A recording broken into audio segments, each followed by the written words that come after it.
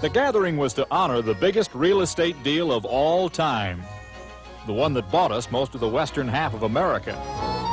It was the 100th anniversary of the Louisiana Purchase.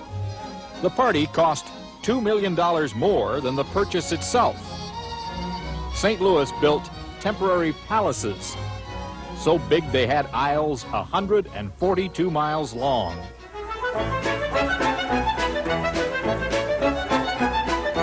There was a Ferris wheel that moved 2,000 people in one revolution.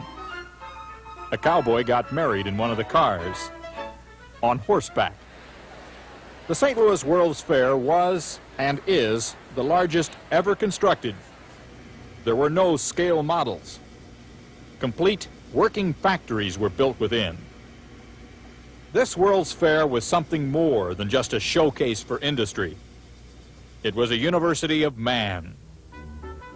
They introduced the hot dog that summer, and the hamburger, and iced tea, and a solar heater, and the ice cream cone. This was the first World's Fair to contend with automobiles. Dozens of drivers chased the Olympic marathon runners. The winner forfeited first place when it was found he had thumbed a ride. The runner-up was sponged down with water from a Stanley steamer automobile. Several contestants were overcome with gas fumes, and one man was chased off course by a pack of dogs. But he crossed the finish line unaided. The dogs were no doubt touchy over some of the new neighbors. Fair planners had invited a whole tribe of headhunters who promised not to ply their craft as long as they could eat dogs.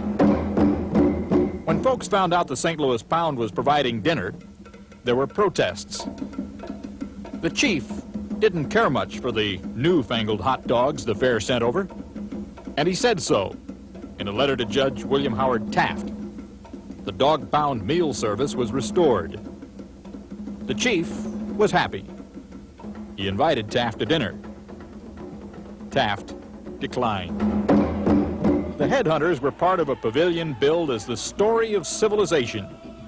There were pygmies and Patagonian giants, entire villages with all the building materials to recreate homes. The chief of the headhunters, flushed from his victory on that little matter of supper, would not climb his tree until he got a telephone in his hut. Had they delivered pizza on the grounds, he'd probably still be there. President Roosevelt's favorite exhibit was a 20-foot stick of butter carved to look like him.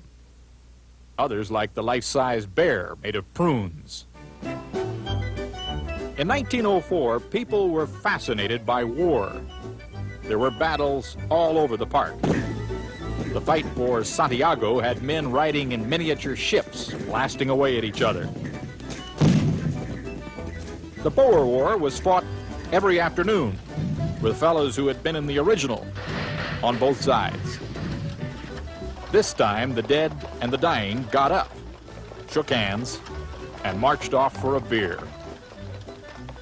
We all learned from each other that summer.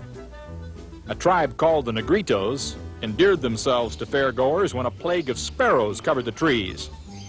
There was some concern from the ladies of fashion. The sparrows were dead shots. Fortunately, so were the Negritos.